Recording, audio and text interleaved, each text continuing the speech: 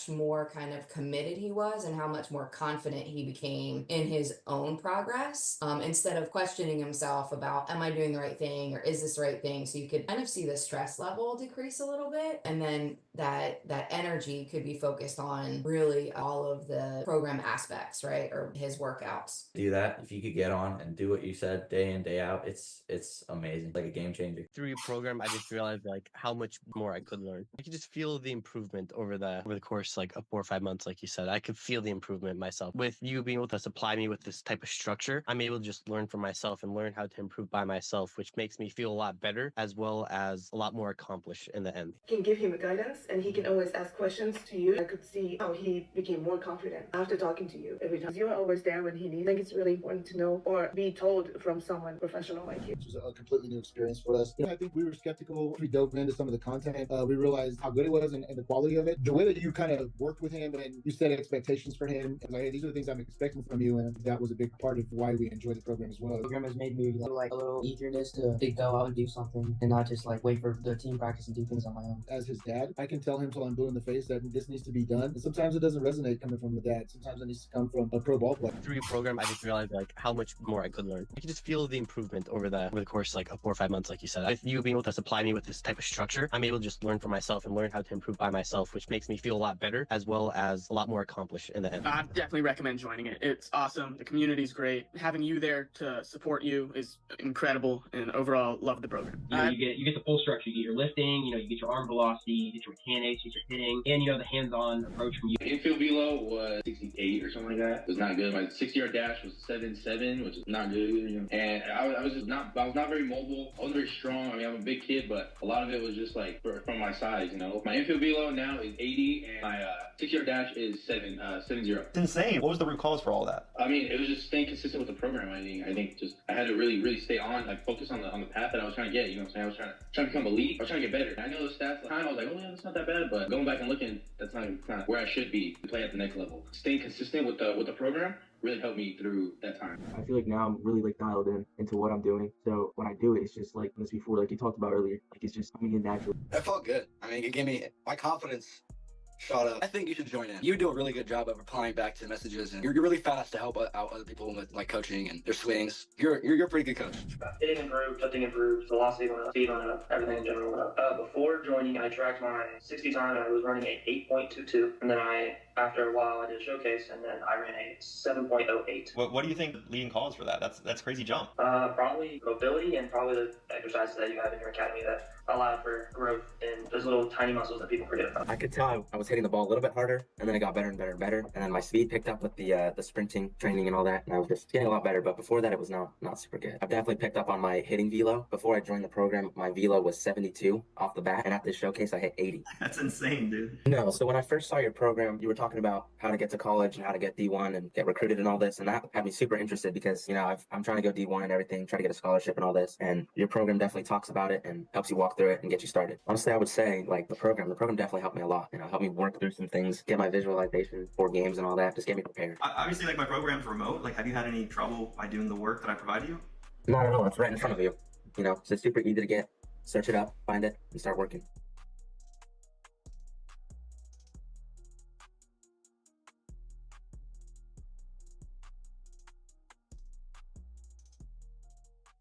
Welcome Evan Mendoza to the program. Cardinals third baseman Evan Mendoza. Giving it a look, finds the railing and he tumbles over, but he made the catch. Unbelievable, Evan Mendoza. Gran jugada en Evan Mendoza, dos joyas defensivas. Evan Mendoza makes a great rounded up the middle. Mendoza throws out the shortstop. Mendoza field spins. Mendoza throw to first in time. Wow, what a play by Evan Mendoza. Mendoza to second for one. Oh my word, you've got to be kidding.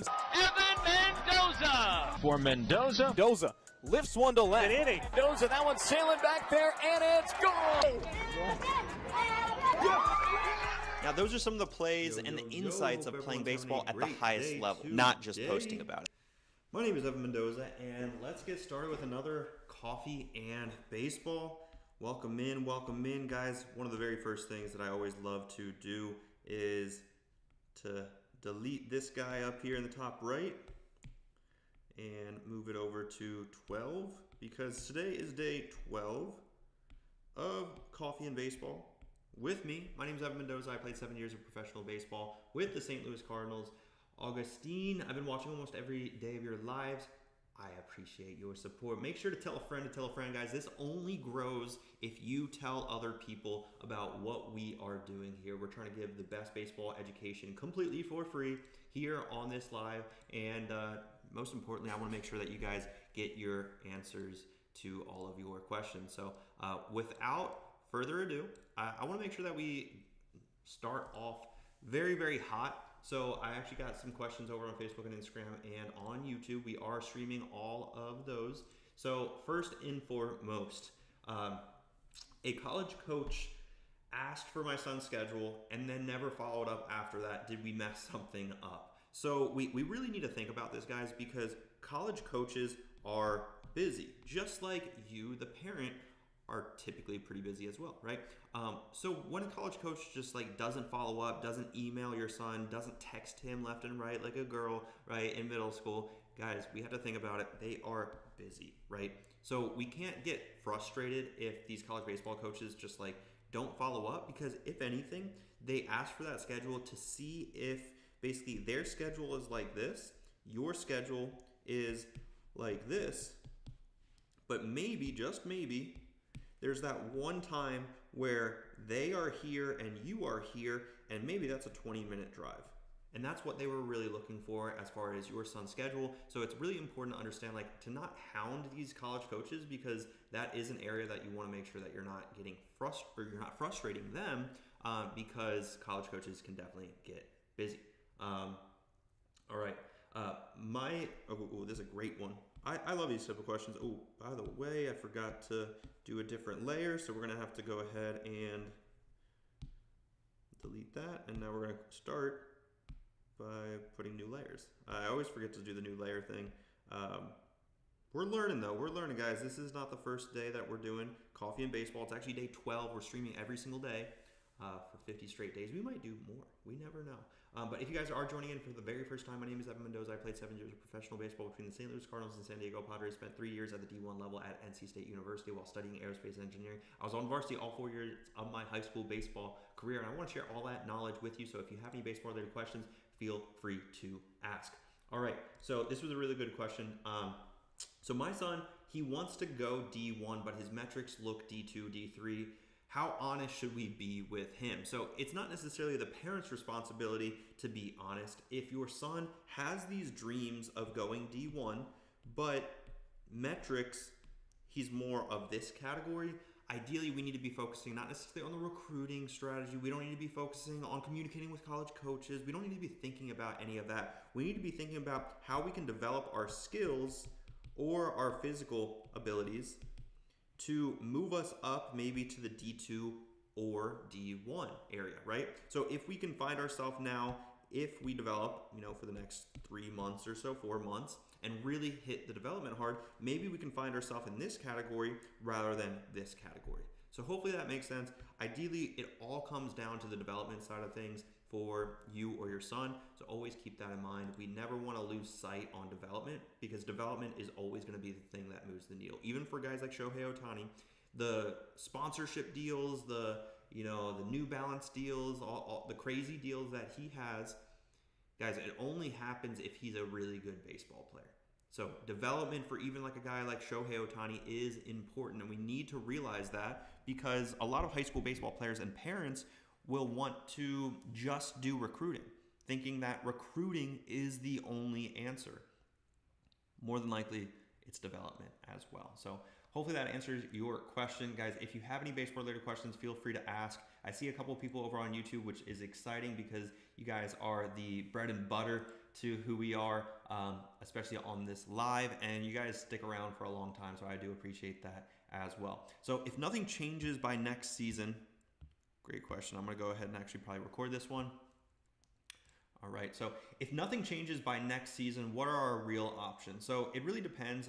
If it's the same individual that's a junior that just commented above, if your son is a junior and nothing changes by next season, so nothing changes on the development side, nothing, especially if right now his metrics are lining up for the D2, D3, if nothing changes on the development side, if nothing changes on the emailing, college coaches and the outreach of recruiting. If none of this stays, or none of this changes and it stays, if this is an XY axis right here, if everything just stays consistent, well, there are going to be other players that are out there that are right here with your son, but they're doing that extra work, and truly they are going to be able to see that separation between where your son is at and where they are at now, right? So if nothing changes, guys, this is one of the biggest areas that I love to always hit on, because a lot of parents especially don't realize this.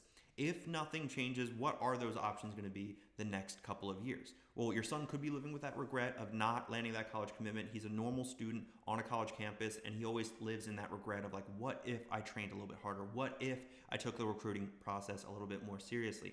So what are those options going to be? It could be lower. It could be the NAIA. It could be going JUCO for a year and realizing even at the JUCO level, there's very talented high school baseball players that will become JUCO players, and those JUCO players are animals. They go crazy. They develop insanely fast because the rules around basically practice schedules and things like that aren't as strict at the JUCO level, so they can practice for 7 hours a day, and I'm not joking.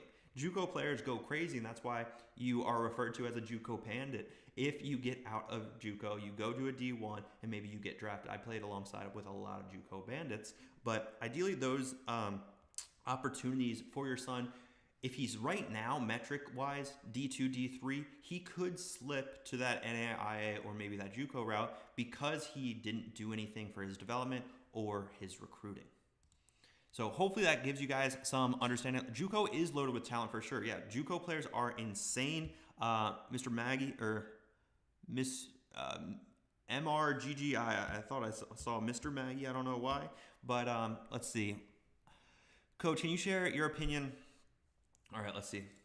All right, Coach, can you share your opinion on the development process more than playing more travel ball games? This is a great question, and this is something that was really taught to me when I was a sophomore, junior, and senior in high school. Our head coach's son was actually an area scout for the San Francisco Giants, and he told us this repetitively, that we need to take time away from baseball to be able to really develop our skills. So let's just talk about a calendar year. This is January and this is December, okay? So there are times throughout the year, of course, baseball season, typically speaking, is around this area to this area. Typically, October will end travel ball. Typically the WWBA in Jupiter is the last tournament. By the way, I am trying to plan a retreat in North Carolina. It's going to be a very small, selective group of people. If you guys are interested in that, go ahead and comment the word retreat down below. Or if you're on YouTube, there's actually going to be a link for that. But typically, baseball season will start somewhere in February. If you're a warm weather state, maybe sometimes in January. So this is the area where typically playing games is okay, right? It is important to understand also in this area as well that we need to be lifting and we need to be developing. So that's where a lot of high school baseball players don't realize you can lift during the season. It's not going to kill you, right? But now what I really want to talk about is what do we do in these ideally 4 months, right? So this pink area, in my opinion, it should be around 4 months away from baseball. 4 months strictly talking about the gym, making sure that we're getting bigger, stronger, and faster. If we focus on 4 months, guys, ideally 4 months is not a lot of time to be able to develop some of these foundations, especially in the gym. So if we only do that for 2 months out of the year, we're not going to be able to see the results that some of our teammates have if they devote, ideally 4 months strictly on just the gym, while throughout this time right here, they're also getting after the gym maybe 2, 3, 4 times out of the week. So hopefully that gives you a little bit of clarity. Mr. GGI, I don't know if I'm saying your username correct or not, but yeah, guys, obviously there's a lot of important areas of how to go about development, and especially how to go about development in the whole high school baseball season, because I remember the very first time that our head coach at Sarasota High School told us that we were going to be lifting 3 times a week until the last week of the season. And the reason for that, guys, is because typically speaking, when playoffs come, obviously the coaching staff also understands as well that winning is the most important thing. I think we can all agree winning is an important area of, team development, because, obviously you need to learn how to win ball games as a team. You don't win ball games individually. So yes, it's important to win ball games as a team. And that's why I think during the end of the season, during playoffs, our one goal, our one focus is going to be winning baseball games. That is the only thing that we really care about. So it's not about developing our skills at that stage. It's more about making sure that we're doing everything necessary to win these baseball games. So going into the gym, in my opinion, isn't the most important thing as you're going into playoffs. But I think it is an important concept because, guys, I'll never forget when I was a sophomore in college, I started lifting ideally in the summer in between my freshman and sophomore year. Like there was a time where we had maybe like a couple of weeks off because we were in the playoffs in college. We were at the Fort Worth Regional playing against TCU and we got eliminated. But I remember playing I remember playing summer ball for the Baltimore Dodgers in the Ripken League in Maryland, Virginia area. I started lifting in the summertime, and basically in that summertime, I lifted probably four days a week. And this is during a summer ball season. 4 days a week, I was getting after it, going to the gym every single day, just about. And typically what I would do is go to the gym around like 11 o'clock in the morning. I would get back home at maybe 12:30, and then I would go to the field around like 2 or 3 o'clock for a 7 o'clock game. So keeping that in mind, I carried that work ethic over to the fall ball season at NC State. And of course, we're lifting like animals. We're going crazy. We're working out a good, 6 days out of the week when we're in college, when we have a little bit more of a structure, we have a little bit more of a plan. And by the way, when I say working out 6 days a week, we're lifting weights probably 4 of those days. And then the other, 2 days, we're doing some level of conditioning work to make sure that our sprint work's good. All that type is good as well. So, awesome. We got Redbeard in here over on YouTube. Thank you for making that transition over on YouTube. Now you're going to get, if you subscribe to me, you'll get emails whenever I go live. So hopefully that helps you out. But I want to talk about, so I was working out in the summer. I was working out in the fall. Spring season comes around. That's my best season where I hit 362. It's basically the season that propelled me to get drafted my sophomore year of college. And I was lifting basically every single day. Not every single day, sorry. During the season, lifting typically 2 or 3 days out of the week. And that carried on all the way through when I went to the Cape Cod season. Now we're like really pushing a full year of lifting at least 3 times out of the week. So think about that. Your son might be lifting 3 times out of the week in the off season. So if your son is only lifting 3 times out of the week in the off season, how is he going to get better than those players? And this is something like I always realized. So let's say like Albert Pujols. I would always look up to Albert Pujols, and it was really cool to be able to play alongside him when he was with the Cardinals for his last year. But I would always look at like a guy like Albert Pujols, who has 20 years on me and has been working out religiously ever since he was a young kid, right? Because that's how those foundations are built up. And I would always think to myself, how can I compete against him? I'm going to have to do like triple the work to be able to compete alongside with a guy like an Albert Pujols to be able to beat him one day. So if we think about a guy that's like already, let's do a little bit of, this is, time, and this is skill. This is actually going to be a really good one, guys. So stay tuned, ask questions if you have any questions. That's the reason why I do these things. But okay, let's get into it. So I always had this mindset to be able to develop and really develop quicker so that way I can compete with that future competition, ideally in the future of when I was going to become a professional baseball player. So right here on the y-axis, we have skill level, and then over here we have time. So for example, I always looked up to like an Albert Pujols, who started off way better than me. Obviously, when I was a kid, he was already in the big leagues. So he's starting way up here. I'm starting down here. But let's go Albert Pujols real quick. He's progressing basically still, even though he's, a fully grown adult, and he's still developing and getting better because he's working out a couple times out of the week. He's playing baseball every single day, just about. He's fielding ground balls. He's hitting batting practice. How am I going to compete against someone like that when I'm all the way down here? I'm going to be green over here. I'm all the way down here at ground zero. How am I going to compete with someone like that? Right? If I just do that, it's going to take forever to meet him way up here, and that's probably not going to happen, right? So I always had that mindset, like I had to go crazy hard to be able to come close to the talent level of, let's say, an Albert Pujols. What I see a lot of times happen with high school baseball players, though, you're starting way down here, and you're like just developing and doing everything with the team. And if you're doing everything with the team, which is this line, guys, and you want to get better, but you're doing everything with the team, you might be just as good as everyone else. And I was never okay with that, because that's the area of, basically you're just neglecting your future at the end of the day. You want to play D1 baseball, you want to play professional baseball, but you're just doing the bare minimum, and you will get the same results as everyone else. So you have to understand, it's not just like a little bit of work of private lessons right here that's going to separate yourself, but it's really comes a point maybe in a player's journey where they need to realize they need to take the ownership in their own hands, right? And that ownership looks like doing workouts by themselves, hitting by themselves. They don't rely on someone to hold their hand as they cross the street. They've come to the age where they're a high school teenager that they know how to cross the street by themselves. So at the end of the day, that's looking like knowing already how to, develop in the gym, how to squat, how to hold the bat. This is the area where ideally a lot of my students start to realize for themselves that they can develop so much quicker because they're able to work by themselves with a plan. If you're always relying on your hitting coach to get swings in, you're ultimately going to be able to develop very much so slower than, the player that realizes that they can do things on their own and become their own best coach.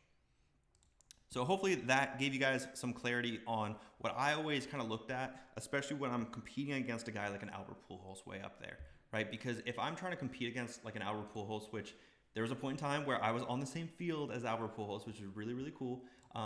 Those are the things that I always like to talk about or think about really, because if we're trying to compete against that 25-year-old stud that's in the big leagues who's already doing that, there's going to be a point in time, hopefully in your son's career, where you're competing against Albert Pujols to maybe take his position. And if you don't believe me, like things like that happen. Things like that happen all the time.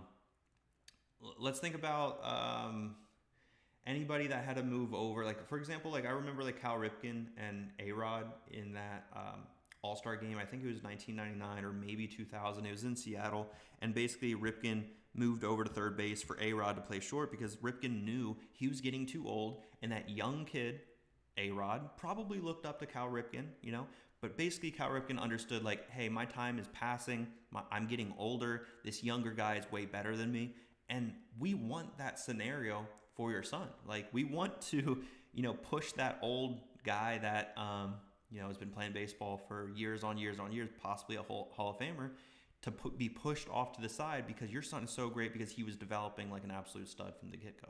So hopefully that answers your question. Let's get to this question right here. What age do you think that should be? As far as like really thinking about that, it really is going to depend.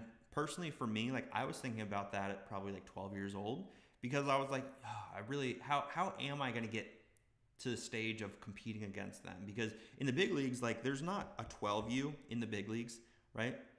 I think this is an important concept, so let's write it down. And I think this is something that you guys will enjoy.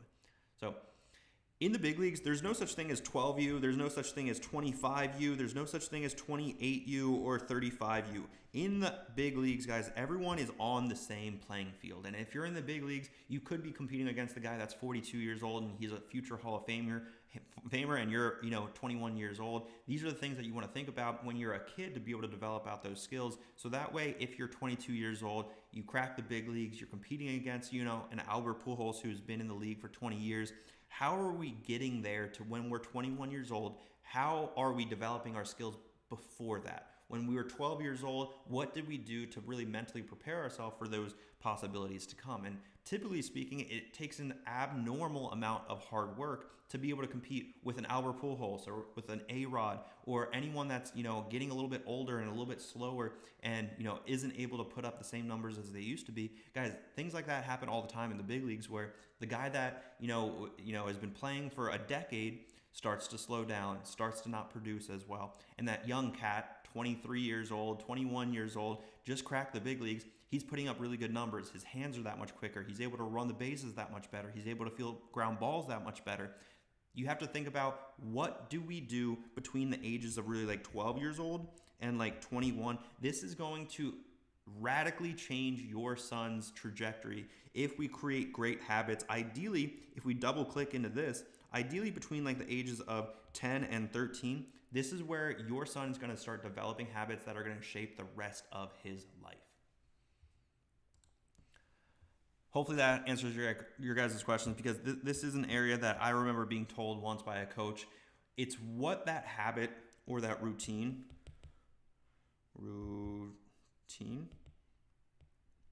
it's what that routine looks like between the ages of like 10 to 13. If we're playing video games,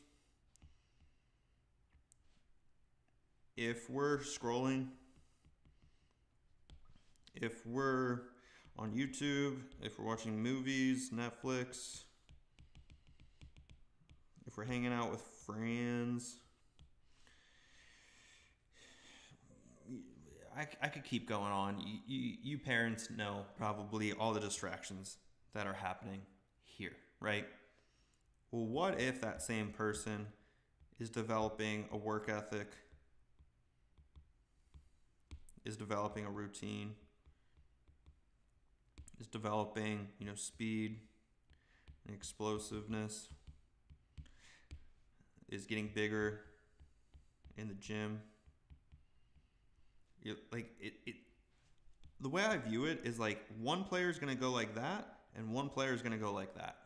There's no such thing as going and staying stagnant. I think a lot of high school baseball players and parents especially, they tell me all the time, they're like, my son is just hitting this plateau. He's not getting better. He's not getting worse. He's just like staying the same.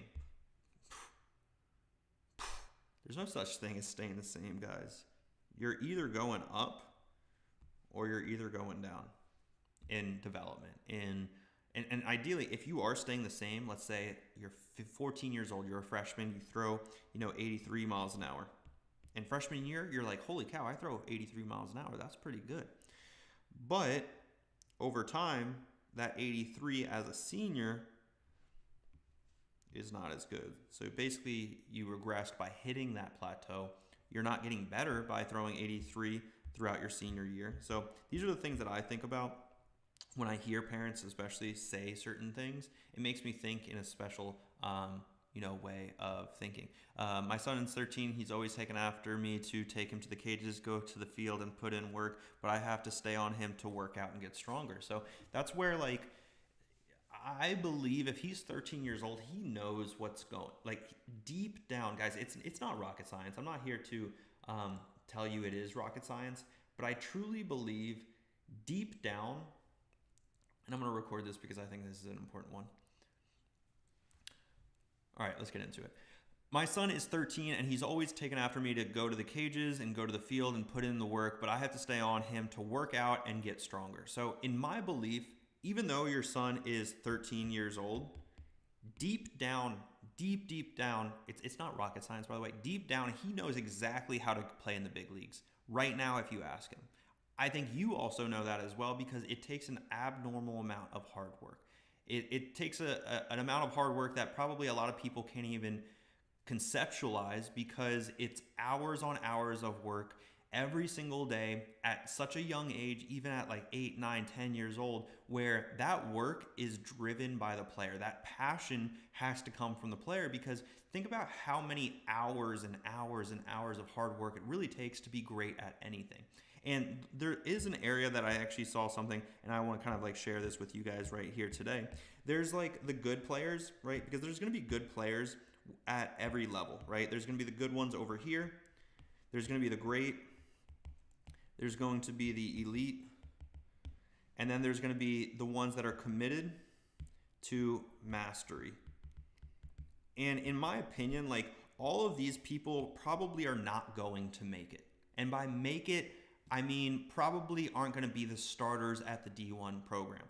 The ones that are committed to absolute mastery, those are going to be the ones that won't play, will play D1 baseball.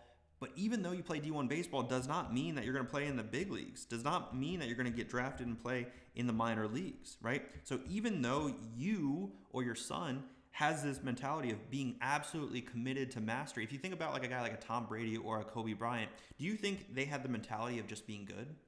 Probably not. Do you think they had the mentality of being great? Probably not. Do you think they wanted to be elite? Probably not. They wanted to be absolutely committed to the mastery of their specific craft, whether it was throwing the football or shooting the basketball, right? So in that mindset, you can have that mindset and play D1 baseball, and that is the pinnacle of what your talent level will get you.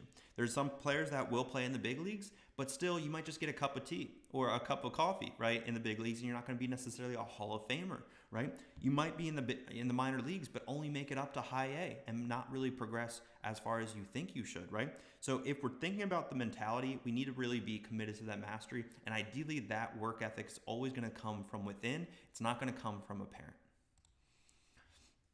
Boils down to work ethic. Yeah, absolutely. I think, like I said, I think your son already knows how to play in the big leagues. It comes down to an abnormal amount of work that, typically speaking, a lot of high school baseball players or younger middle school baseball players can't conceptualize, don't want to do, or don't think that they're actually going to be good enough to be able to do it, right? So that's where we need to understand. We're going to do. Okay, that's that. That's that. Okay, so that's a plane, and those are the wheels, right? And we are on a runway.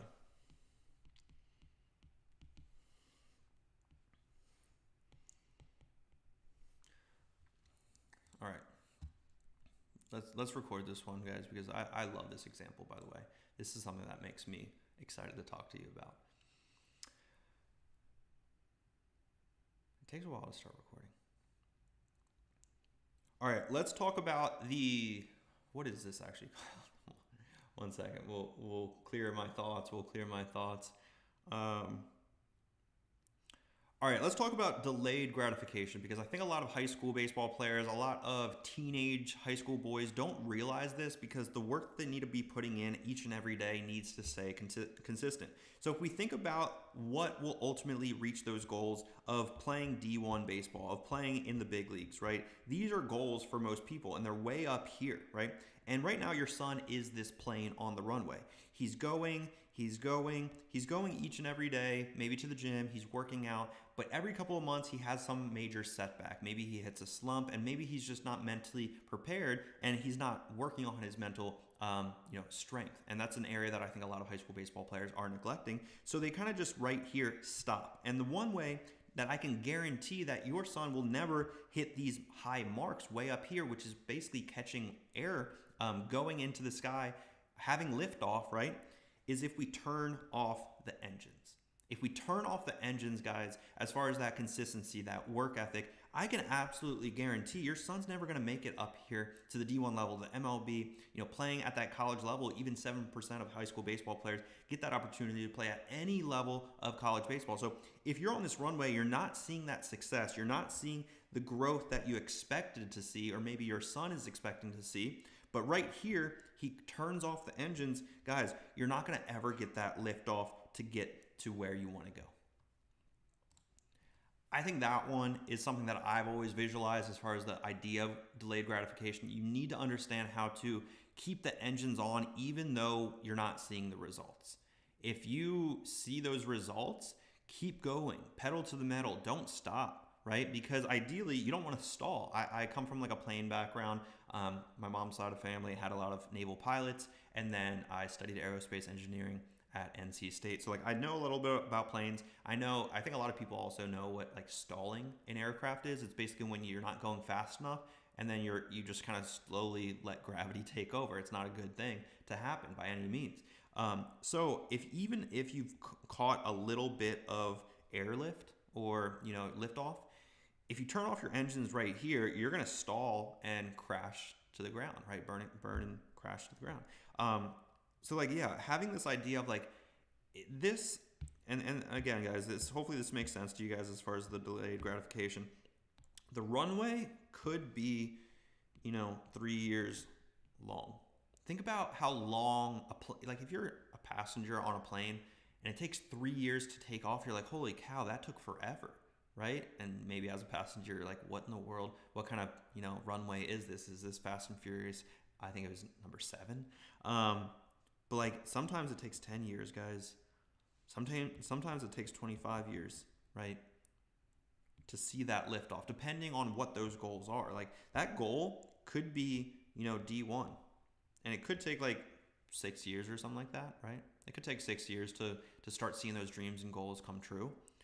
If your dream is to be like a Hall of Famer, though, sometimes it takes 25 years plus, right? You have to wait to be selected on the ballot, things like that. So that goal, again, if we're that plane, we're just going to do that as the plane. If we're that plane, we need to stay on that runway as long as possible. And even though we're in the air right now, maybe we're in the big leagues right here, right? We're not going to turn off the engines, because if that goal of being a Hall of Famer is the goal and we turn off the engines here, we're going to crash. And like that's where a young 21-year-old is going to be able to pick up and overtake that older player, right? So again, depends on the goal, depends on what that liftoff looks like. But that runway, guys, it could take 3 years, it could take 10 years, it could take 25 years. Are we committed enough to be able to do work every single day? And I think really the mindset shift that I had is I'm not good. I'm not good at baseball. Even though I have a 4-for-4 day and I threw a shutout on the mound, I'm not good. I'm not good, right? Like that was the mindset that I always had, even though I had success in the game. And I think that was like a superpower, really. If we really think about it, I think my mental side, I had a superpower of telling myself, you're not that good. Because when and like still to this day, like maybe a show of hands if you're interactive in the chat, which I know like Redbeard is, and like some other individuals over on Instagram and Facebook. Guys, if you think my content is good, just give me like an emoji in the chat. Just put like an emoji in the chat if you think that my Instagram, my YouTube content, my TikTok content, my Facebook content, if you guys like my content by any means, put some level of an emoji in the chat. I'm just kind of curious on what your guys' perspective of my content is. If you guys like my content, go ahead and put like an emoji in the chat. Go ahead, chat. We got Jess, handshake. Luke likes the content, which I definitely appreciate, guys. You guys are awesome. Obviously, I appreciate you guys, love and support, especially over on YouTube. You guys are great because YouTube is just like an easier viewing experience, in my opinion. But so like, there's a couple of people. Luke, you like my content? I think my content is very, as the young kids would say it, very mid. I think there's so much room for improvement. There's so much growth potential. There's so much that I could be doing better. And honestly, my content's not that great. Yes, I click send and I am very consistent each and every day of posting content each and every day. But guys, there's areas where I view my content as absolute trash. I get embarrassed on some of the pieces of content that we post. Like I truly feel like there's such a room for improvement, because that's my mentality on where we're at today, where my feet are at right now. So if we go back to the mindset, I have, maybe it's a superpower, maybe it's a mindset shift, but I just have that ability to tell myself, Evan, you're not that good. And I think that's powerful. Like, I don't know if your son, or if you brag to other parents, or, you coddle your son and say, hey, Johnny, you're so good at baseball. You're the best, right? I think that, in my opinion, does more harm than good, because it creates this sense of comfort. And I don't think that comfort is good by any means, right? So, even with my content, guys, like I really do think like I'm not that good. And by having that mindset, I pushed myself to be better. I just sent a 20-minute Loom video, by the way, guys. If you know what a Loom video is, congratulations.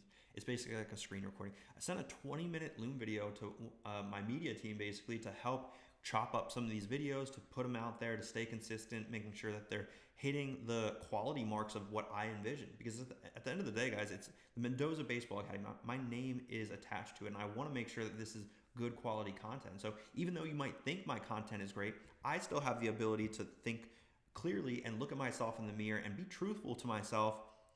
You're not that good, Evan. Don't get your head blown up. You're not that good. There's always room for improvement. And if you have that ability to see that room for improvement, then that's a winning mindset to begin with, because then you have that driven passion to keep getting better. And there's so many high school baseball players are out there that don't put in that work because they think they are good. But in my opinion, I think that I'm not that good, and that's the exact reason why I keep that work ethic consistent each and every day. Again, guys, like I'm that plane. I'm trying to take off, and I know for a fact if I tell myself I'm good to go. Again, if I'm that plane trying to take off and I'm on that runway still, because I still, with my content, and maybe you guys don't believe me when I say this, but I truly believe with my content, I am still on the runway. I have not taken off yet. Now think about that. Like we're posting around 400 pieces of content across all different platforms. And I think, and that's per month, I still think we're on the runway. We haven't taken off and actually had liftoff yet. That's the way that I believe in our content right now. And I'm talking about content right now because it's the most applicable thing to what I'm going through right now. But when I was a baseball player, guys, if I was hitting 360, which by the way, my sophomore year of college at the D1 level at NC State, I finished the year with a 362 average. And guess what? Like for the last month of the season, I'll never forget, I probably hit 200. In the playoffs, I didn't perform as well as I should have. I know I kind of let my team down a little bit, not necessarily entirely. There were some other areas that were out of control. But I remember like a month left in the season, I was hitting like a good 410. And I slipped down to a 362. And this is, again, how my mind works. It's not how every single person's mind works. But I truly believe I slipped down to, I slipped from a 410 down to 362. And you guys might hear like, oh, Evan, you hit 362. What a great year. I think about how I could have made that a little bit better. I think about the times where I slipped down to 362. Maybe my mind got a little bit distracted because I do remember the moment that my head coach told me that I was invited to go play at the Cape Cod League. For those that don't know, the Cape Cod League is the most elite summer ball collegiate league out there. It's the best place to play, unless you're on Team USA in the summertime. But yeah, it's basically where you will face 95 miles an hour each and every day. You're using wood bats. It's the first like real season of minor league baseball. You're not getting paid, but like you stay with a host family. It was a great experience, right? But I remember my head coach told me that right before the ACC tournament. So technically we had the ACC tournament, and then we had also the regionals that we hosted, and Coastal Carolina actually beat us, and that was the year that they won it all. But I remember my mind was a little bit distracted after he told me that I was going to play in the Cape Cod. I thought I was great. I thought I was amazing. And I think honestly that kind of like messed with me a little bit. And I don't like that. I didn't like that. So keeping that in mind, guys, like with where our mind's at, and of course how we perceive what we're doing is huge. And these are like the mindset hacks that I really teach with some of my students, is because like with where we're at and where our feet are at today, hopefully in 5-10 years, it's not going to be in the same place. So we can think about where we're at in 5 to 10 years, or in the example where I was hitting 400 or something like that, and I was thinking about the future. I was thinking about the Cape Cod League, and I wasn't where my feet were. That ultimately led me to be distracted, not perform as well as I could have. So I can look back and try to refine those mistakes that I've made through my own scars, and ultimately help your son out in this process as well. And anyone that's joining in right now and is listening, one thing that I'm really, really interested to hear, especially any of the listeners over on YouTube, because I think I see 10 of you guys over on YouTube. We got another handful over on Instagram and some on Facebook as well. Guys, on YouTube, in the description, I believe it's down below in the description of this live, you'll see 3 links. Number 1 is basically what my program is all about. Number 2 is actually a freebie on how to get recruited. It's going to be my 7-step course. The 3rd link down below this video, I just wanted to kind of like share some ideas, and I really would appreciate anybody's responses to what I envision this to be, because I want this to be very, very secluded. I want this to be crafted and curated with the help of you guys, because especially you guys are on this live. But I'm thinking about doing a retreat and ideally just for 5 families. The reason for this, and by the way, I'm calling it the Mendoza Core Memory Retreat. Basically, the Core Memory Retreat is, ideally it's going to be for one parent and one player. And it's going to be like all inclusive.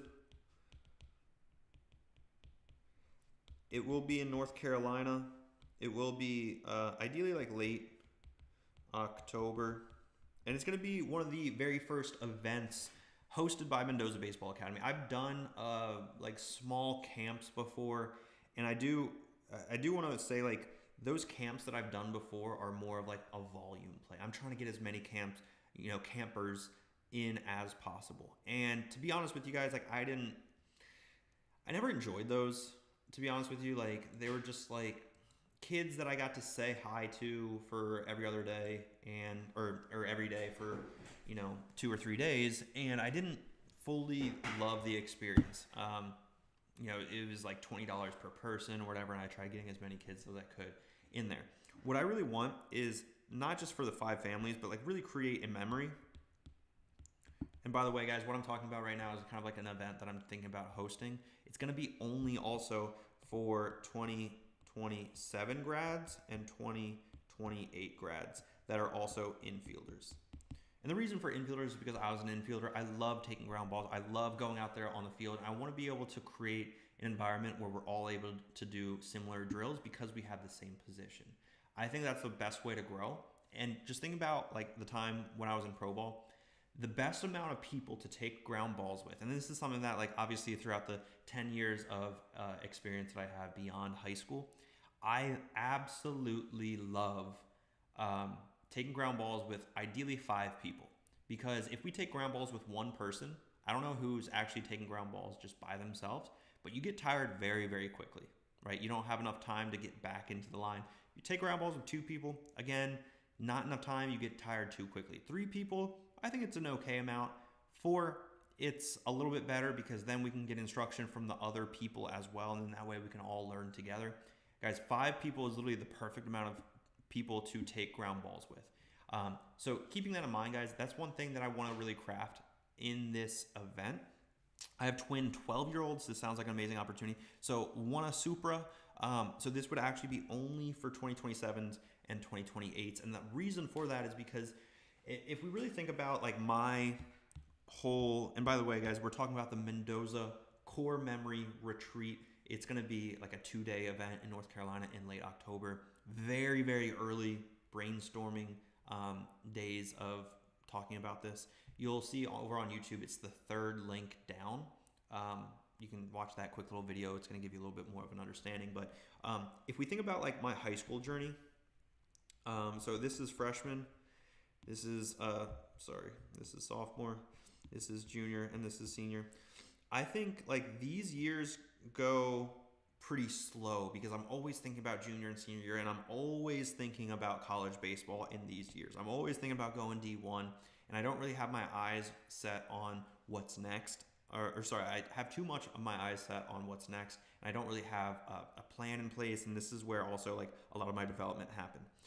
Really what I want is like the fall right before senior year and the fall right before junior year. So like these are the times when things move quick, right? Especially on the recruiting game, with emailing college coaches, with landing those college commitments. So like this is the time where a lot of families, in my opinion, will lose track of what's going on. Things speed up so quick. So really what this retreat it will be is to slow things down. It will be, all inclusive. All inclusive. And again, 2027s and 2028 infielders. And this is going to be an invite-only type of event, by the way, guys. Like, I want this to be very secluded with the right caliber of talent. So one thing that really frustrated me whenever I would go to like camps and showcases when I was in high school is, let's say I'd be a freshman, and they would split everyone up. Freshmen go in this group, sophomores go in this group, juniors go in this group, and seniors go in this group. After about 3 ground balls with the freshmen, with the rest of the freshmen, I would always talk to a coach and be like, hey, can I go with like the juniors so this can actually be fun? Because right now I'm not having fun watching these other freshmen like miss ground balls left and right. And I want to like compete against, you know, players that actually know how to field a ground ball. Right? So like this was a huge frustration for me whenever my family would invest money into going to a camper showcase. So I don't want any of that to happen. So that's where like during the application process for this retreat, I'm actually, and we're talking about the core memory retreat, by the way, guys. Very much so in the brainstorming stages. This would probably be late October. So really, really into the future, we are planning some stuff as far as the first ever really hosted event by Mendoza Baseball Academy. It's going to be in North Carolina, but I'm going over some details right now, guys. So in this retreat, I want to review game film of every single person that comes to make sure that they actually know how to field a ground ball before. So I'm doing the vetting of the quality of the player, especially in the ground ball work, to make sure that that scenario of what I just talked to you about, as far as, you know, this player's down here and then this player's way up here, and then we have to cater to the younger kid or maybe the kid that's not as talented. And then like that's the area where I think it's just really frustrating from a parent's perspective, from the player's perspective, from the coach perspective. So it's not really the best scenario to learn and to grow and to, you know, keep that progression, that forward progression, right? So these are just things that I'm thinking about, especially for this Mendoza baseball retreat. It's going to be like a 2-day event in North Carolina. Everyone's going to be hosted. This is going to be a little bit of a, what's it called? A vision board. So everyone's going to be in the same like bus. Think like a team bus. So you guys don't have to deal with transportation. Basically, the only thing that would be you would have to pay for is flight, basically,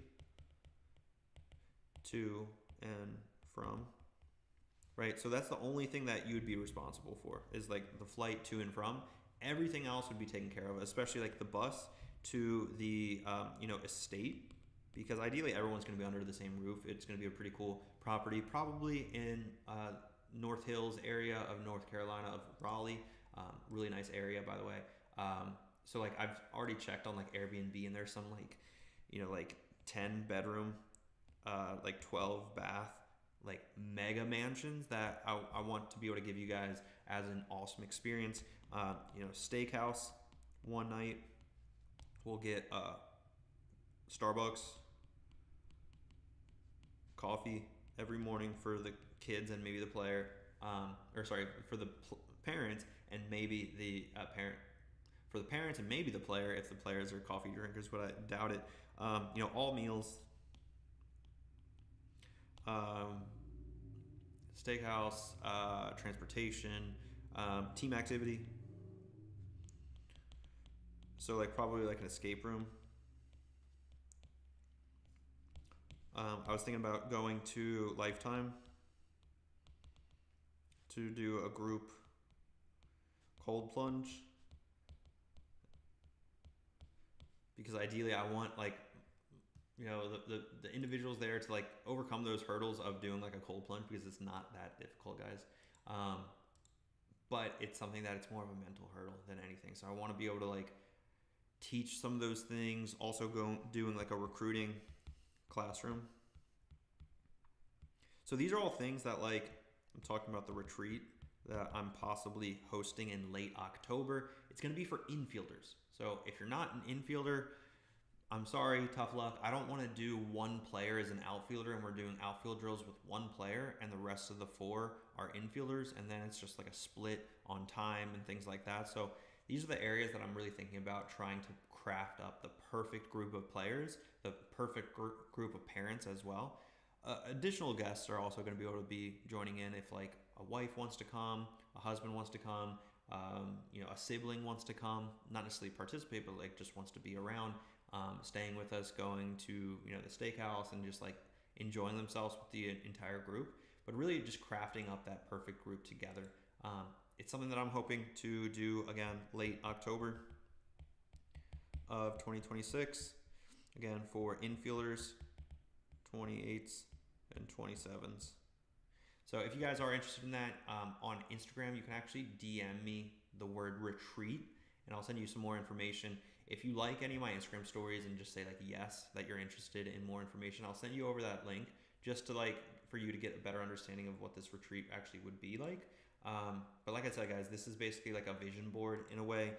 All transportation would be done on a bus. The only thing that you would be required of is, you know, a flight to and from.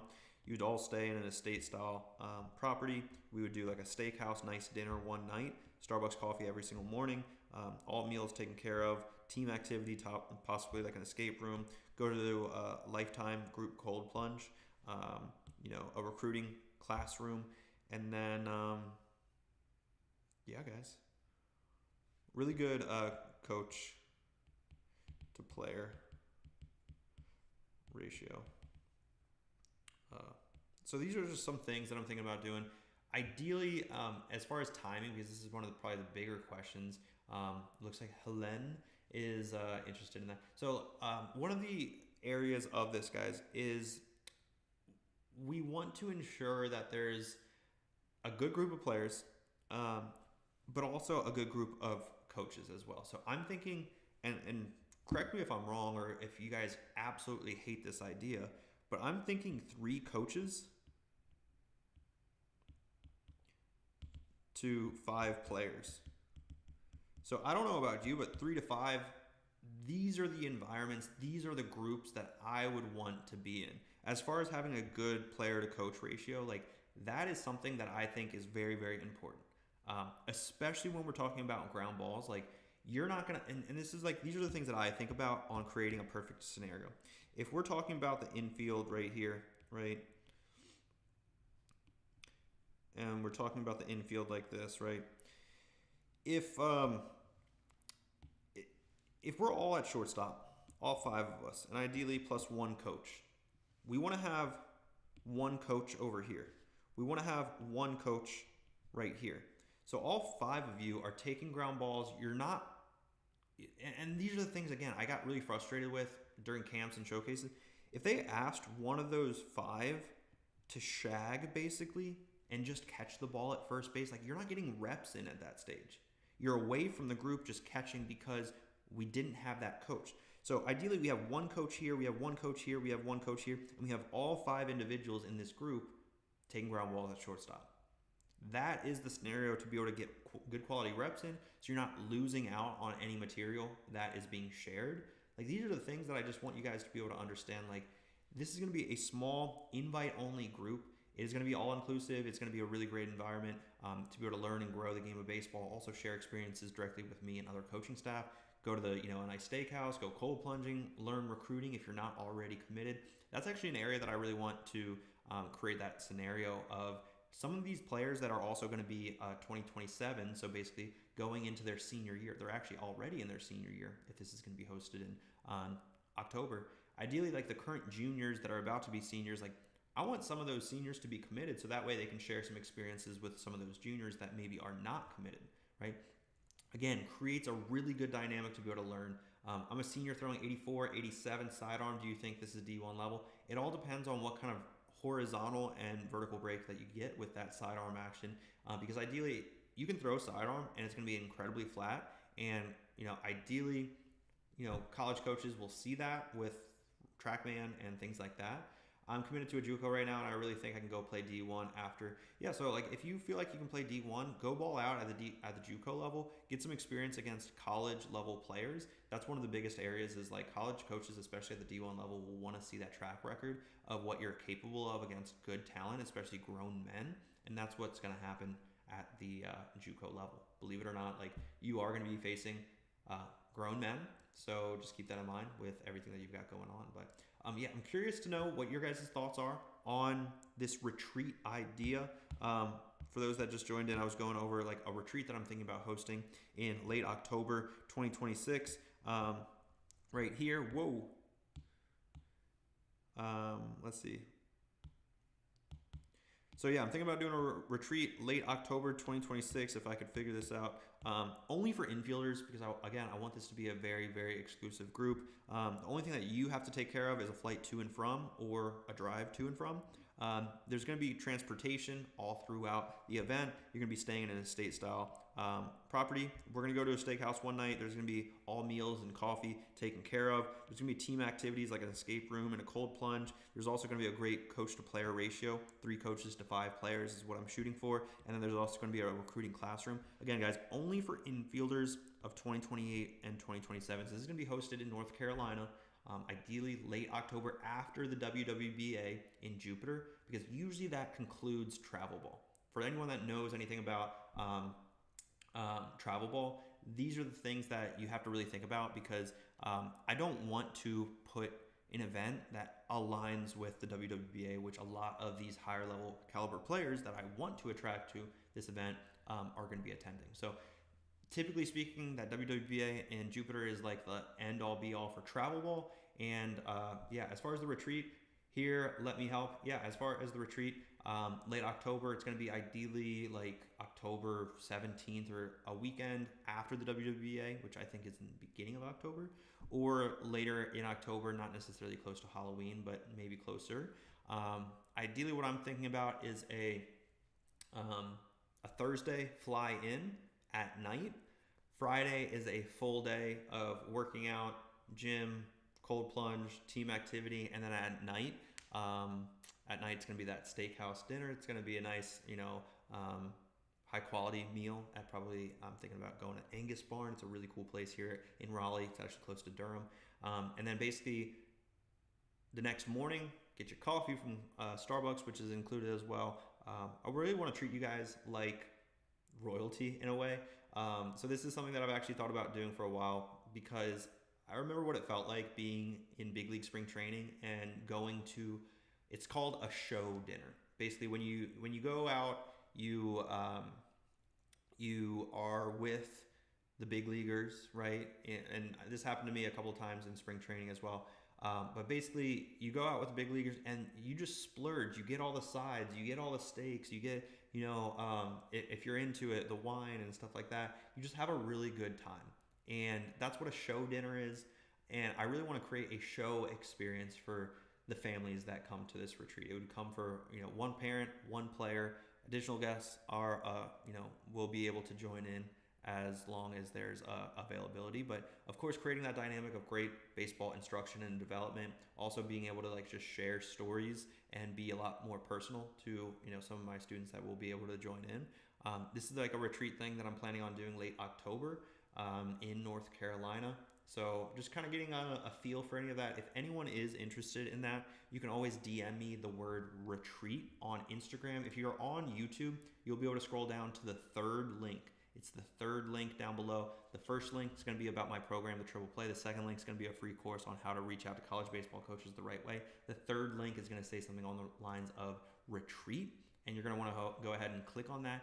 If you are, or if your son is an infielder, 2027 or 2028, that is exactly who we are looking for. 5 kids, all inclusive for infielders only. Most importantly, want a Supra of 2027s and 2028. So basically, right now, they are juniors and sophomores. In the fall time, they're going to be juniors and seniors. That is exactly who we're looking for.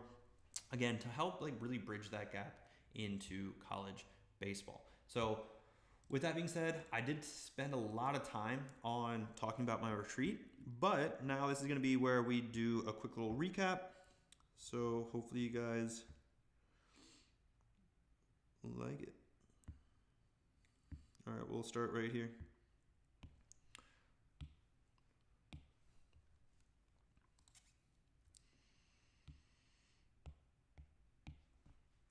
All right, recapping day 12 of 50, streaming every single day at 11 a.m. Eastern time. So we talked about a student that also has, metrics at the D2 or D3 level, and to get him to that D1 or D2 level, he really needs to be focusing more on the development side more than on the recruiting side. Another area that we talked about is a specific junior, and especially if we're focusing on that development, this is going to be that gap that really separates himself from the rest of the competition. Also, when we're talking about the NAIA and the JUCO levels, that's where you could slip if nothing happens. This was a great example as far as when we talked about basically throughout the calendar year, how we're supposed to focus on games throughout maybe an 8-month span. But what do we do in this extra 4 months? This is where we need to be focusing on getting bigger, stronger, faster, especially in the gym. And this is also an example that I drew out. If this is like an Albert Pujols way up here at the top, developing each and every day, hitting on batting practice or hitting during batting practice every single day, in the big leagues, has a ton of experience, how do I ever compete with that guy?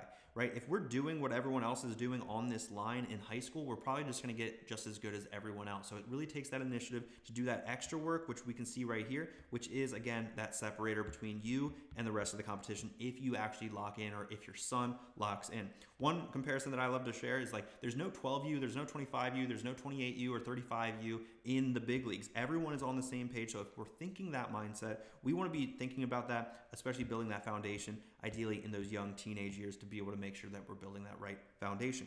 Again, we're building that routine when we're in those younger years, so that way we can actually become a better athlete moving forward. If we're 13 years old and we just do everything the same as everyone else, again, we're going to not stay on the same line, but really what we're going to do is regress. There's no such thing as staying the same. You're either progressing or regressing. Here is an example of kind of the mindset that I had throughout my high school, college, and professional career. I wasn't in the mindset of being good. I wasn't in the mindset of being great or elite. Really what I had the mindset of is committed to absolute mastery. And even if you have that mindset, you might fall short and just play D1 baseball. There's nothing wrong with that.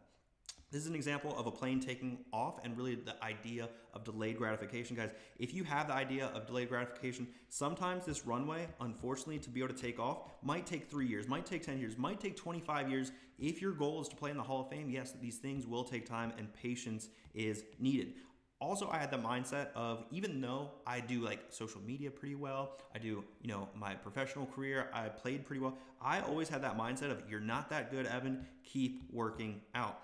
Also, when I talked about my time at NC State, I think about these things like how I was hitting 410 going into the last 2 weeks of the season and how that slipped to 362 because I wasn't focused on what was in front of me. I was too focused on what was in front of me rather than where my feet were. Also, I talked a lot about the Mendoza Baseball Core Memory Retreat that I'm hosting for 2027s and 2028 infielders only exclusively for 5 families, which ideally would be a 1 parent, 1 player. It would be an all-inclusive experience in North Carolina in late October. So if you're interested in that, go ahead and comment the word retreat down below and I'll send you some details. All right, let's go, guys. Can you give me tips on how to get back in baseball flow? I've not played in a year. It starts with 1 step. If you're in the middle of the forest right now, like Hockey Blake is, and you can't see the way out of that forest, the only thing that you have ultimate control of, Blake, is taking 1 simple step at a time. And that 1 simple step could just be hitting off the tee today. It doesn't take a lot of work. Just go find yourself a tee, flip yourself balls and hit it like a fungo style and just get moving. And once you start getting moving, that next day, just do a little bit more and a little bit more. Hopefully that helps, and take care, guys. Thanks for your participation and attendance. I'll see you guys tomorrow, same time. Welcome Evan Mendoza to the program. Cardinals third baseman Evan Mendoza. Giving it a look, finds the railing and he tumbles over, but he made the catch. Unbelievable, Evan Mendoza. Gran jugada en Evan Mendoza, 2 hoyas.